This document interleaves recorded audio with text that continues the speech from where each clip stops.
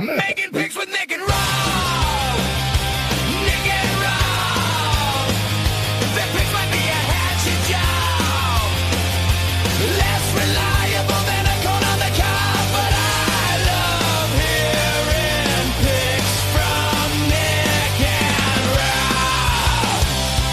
Na na na na na na na na na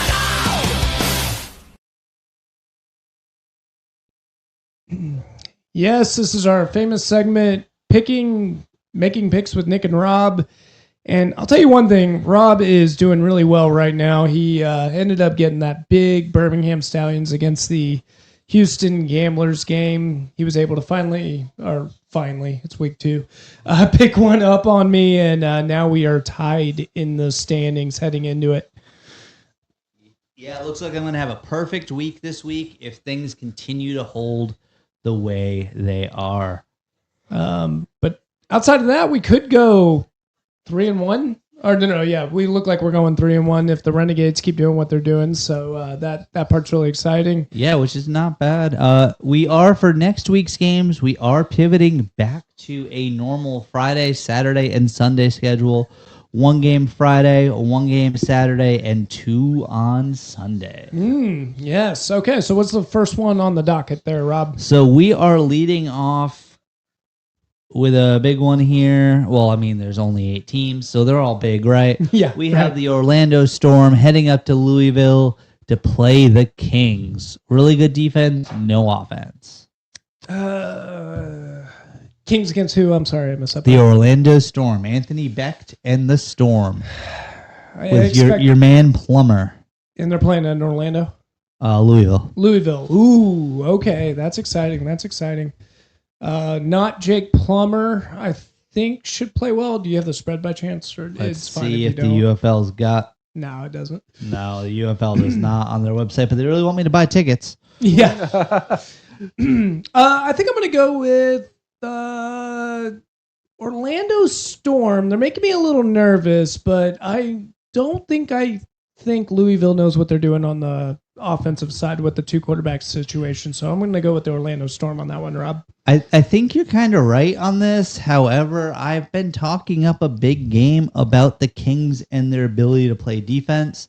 And Orlando, yeah, they got Anthony Becht coaching, but they still haven't overly wowed anybody so far. So I've kind of talked myself into a corner. I kind of have to pick the Kings. Okay, he's going with the Kings, and then I don't feel good about it though.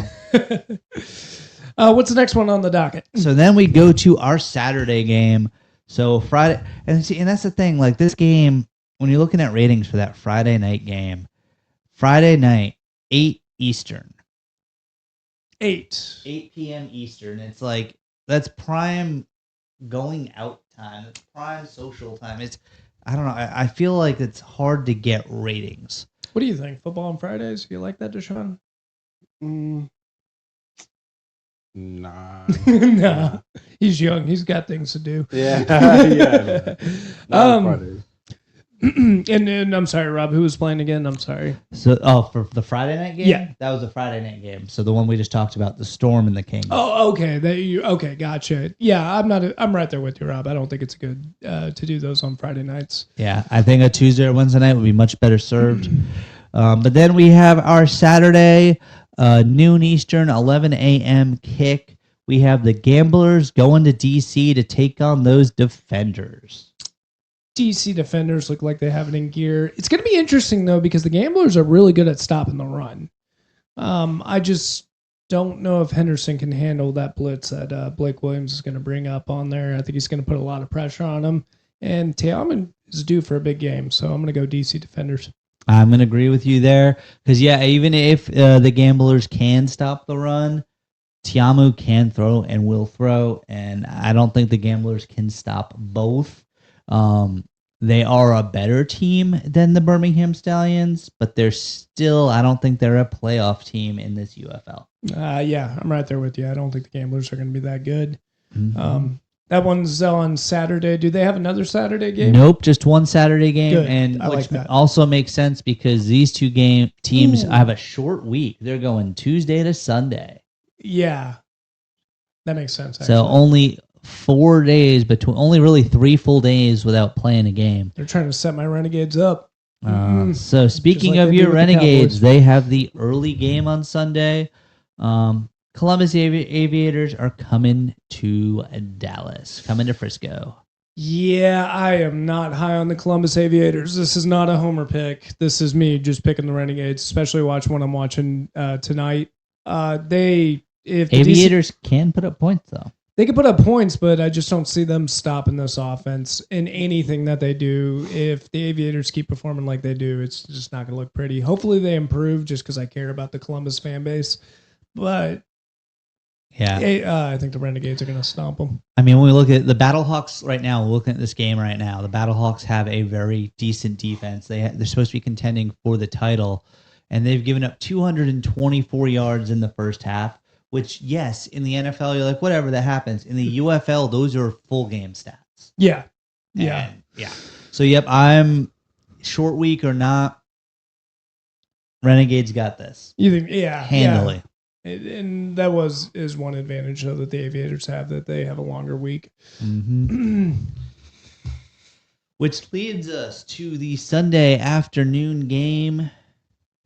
Those Birmingham Stallions get to go into St. Louis. And St. Louis, so here's the thing, Deshaun. You see the 30 fans that are in the stands here tonight? Yeah. In St. Louis, they legitimately pack 30,000 fans for every game. Wow. Yep.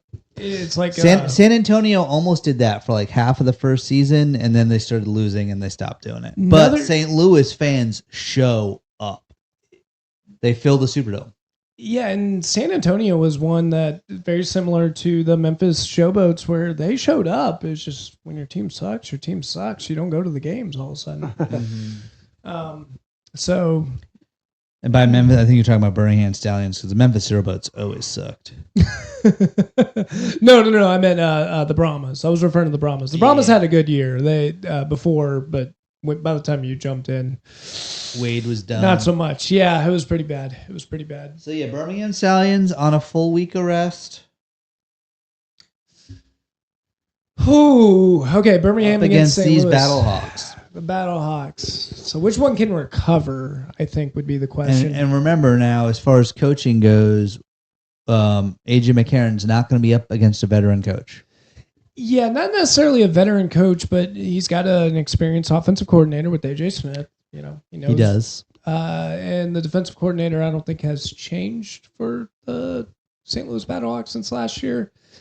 And I like what they do on defense for the most part. It's hard to say right now when they're playing against the Renegades. So I'm going St. Louis Battlehawks. I'm going to join your hate train, and I just don't think the Stallions are going to get that win.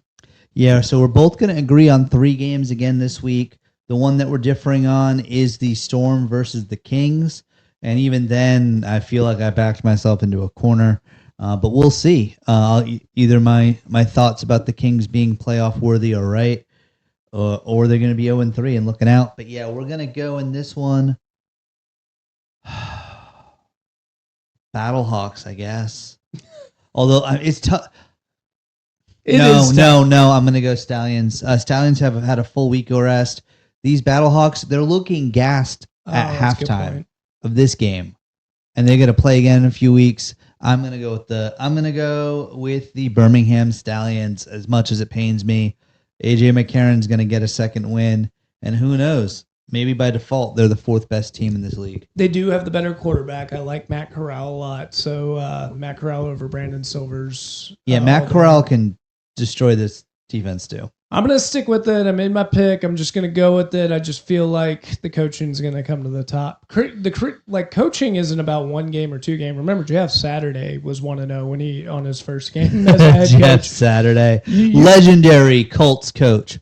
What's going on with the Colts? Yeah. Shout out. I lost the transition. We don't even have it. But yeah, Jeff Saturday, it's somewhere in Canva. I can get it. But Jeff Saturday is just a good example of hey, you can get a win.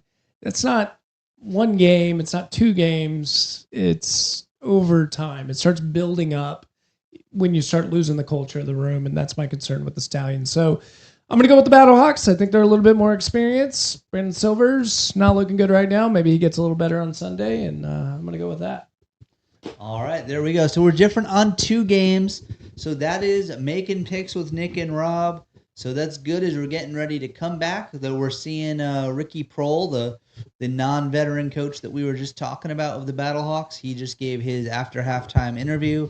I'm sure it was filled with lots of coach speak, like we just gotta execute and make the plays and not commit so many penalties, and we'll win this game. Got to keep the mistakes off the field. But a couple more errors. Who do we know the backup for the Battlehawks? Yeah. Do you mind looking that up? I really don't know. I used to.